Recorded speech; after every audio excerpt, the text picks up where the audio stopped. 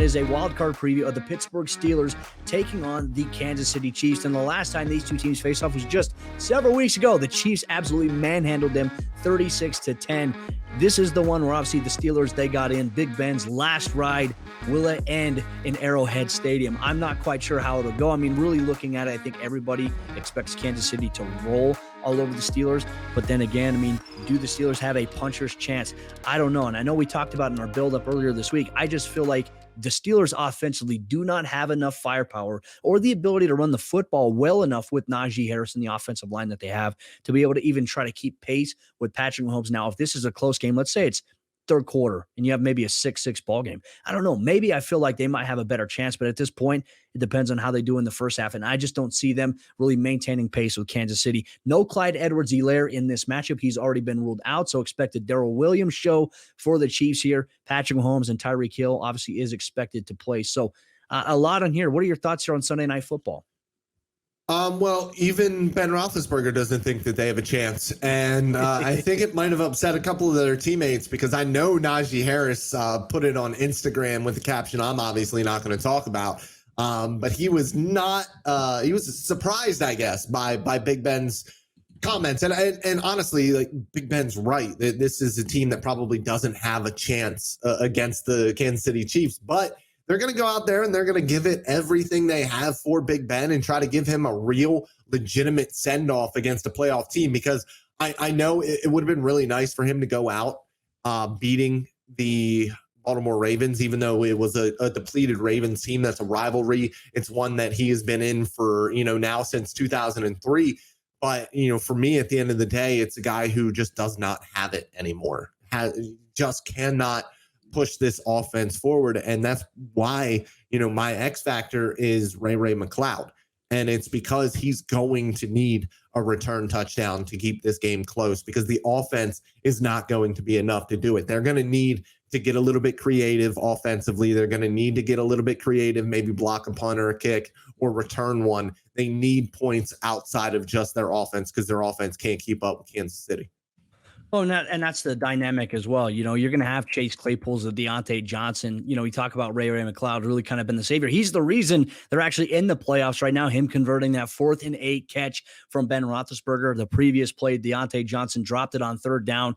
Just been very disappointing there. I think one guy I'm really looking forward to watching in this game is going to be Pat Freiermuth. However, I would like to see him involved more than just chip releasing to the flat. I'd like to see him on some vertical routes, crossing patterns there. But then again, a lot of it depends on Big Ben. Now, look, I think one of the things too, Melvin Big Ben Ingram can't throw crossing patterns. Well, and he doesn't have a lot of time to be able to actually take a drop back, sit there and deliver the way that he used to be able to do. Or would he? It's the playoffs. You never know. He might turn back the hands of time here, which, I honestly wouldn't be surprised if that's the case here, but I would like to see that a lot more. Big Ben treats the football like a hot potato. As soon as that thing's in his hand, he's trying to get it. He's trying to get rid of it, man. And I don't blame him, because honestly, he does not have an offensive line. And I think that's what you were talking about here with Pat Freiermuth chipping and not really being able to be a target down the field. Part of that is because of the offense that they run and Big Ben not really wanting to push the ball downfield. But the other part of it is just they can't, because their offensive line isn't good enough to hold up. And I do agree with Quan Chapo. I mean, this game right here probably is going to be very hard to watch if you really love the game of football. Now, if you're a Chiefs fan, you may end up loving it. But if you're a Steelers fan, I know that you're probably dreading watching this matchup. For me, though, as well, one thing I want to see is, can TJ Watt neutralize a little bit of the tackle, there for the Kansas City Chiefs? Now, obviously, Lucas Niang tore his patella tendon. He's out for the season. But last week when they played the Denver Broncos in their regular season finale, their tackle play has actually been pretty solid for the most part. The interior has been strong. We talk about guys in their impact like Creed Humphrey, Joe Tooney, for example, Trey Smith. They have a very solidified offensive line here. I want to know and I want to see, what can TJ Watt do to maybe wreck the game a little bit? Can he open it up for them? I mean, ideally, if the Steelers in this game are going to have a chance, they have to score on defense, in my opinion, against Kansas City to really get that momentum and that belief internally that, hey, we can do this. outside of that, Devin Bush has been one of those guys that struggled all season long. I just think that Patrick Mahomes is probably going to look at attacking the middle parts of that field, trying to get those guys isolated and then hitting them with crossing routes underneath. So you're going to see the tailbacks coming out of the backfield, those guys matching up, and then bam, Patrick Mahomes is going to dink and dunk it. You have to find a way to create turnovers against this Patrick Mahomes-led offense. If you can't do it, it's going to be a long night, and this one could be ugly on Sunday Night Football. Yeah, I think this is the most intriguing matchup of the football game is going to be Wiley against Watt. And I'm glad Brett brought that up. And for me, it has less to do about Wiley and more to do about Patrick Mahomes.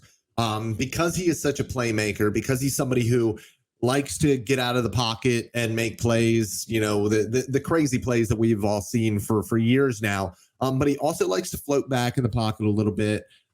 Get his drop depth a little bit shaky at times. Sometimes it'll be at 9, sometimes it'll be at 12.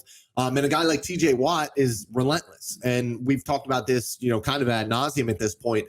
Some of his sacks aren't the most high quality, but he just plays at a different level than everybody else when it comes to his effort. And he gets there in the end. And so if they're able to cover at least for a little bit, he's going to have the opportunity to sack Patrick Mahomes. And it's going to be really interesting to see what kind of help they're able to give Wiley on the outside there. Well, and real quick, ladies and gentlemen, we're going to get to some of the keys to victory for the Steelers and the Chiefs coming up here in just a moment. But real quick, I want to make sure you guys get ready to prepare your questions that you have, your NFL wildcard weekend questions. Drop them in the chat. Dalton and myself, we're going to answer with the final minutes that we have here before we're joined by Pro Football Fantasy analyst Tommy Garrett. We want to interact with you guys a lot more outside of just talking with you. So there is that. I will say this, however, looking at the Steelers' key to victory, it's really going to be shock the world. It would likely require a massive letdown by the Chiefs or a massive mistake by them in order to lead to that, which is very unlikely considering the circumstances here. And for the Chiefs' key to victory, avoid lapses on offense against the Steelers' defense and TJ Watt. There's times that have frustrated me when watching the Kansas City Chiefs.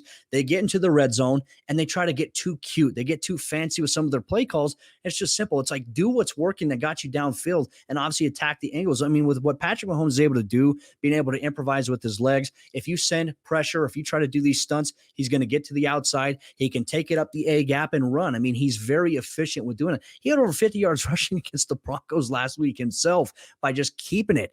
How you have to play the Chiefs on defense is so complicated, though, Dalton, because realistically, you can't necessarily send 5. You send 5, you better make sure that you can get home quickly because Patrick Mahomes already knows who the open man is, where he's going. That's why we see a lot of teams that really fluster the Chiefs offense or at least limit what they're able to do in big plays.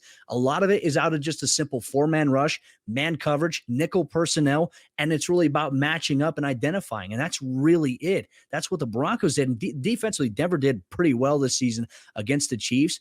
But man, I tell you what, I just don't think the Steelers have the firepower to do it. I think that what we're seeing in the secondary, Minkah Fitzpatrick's going to have probably the best game of his career. He's had a really up and down season, missing tackles. He's missed a lot, and he's also been lost in coverage as well. So, for the Chiefs, it's my biggest thing is avoid the collapse and finish your offensive drives early. Don't get too fancy when you're inside the red zone. Find ways to convert drives, finish it, and get the game over with.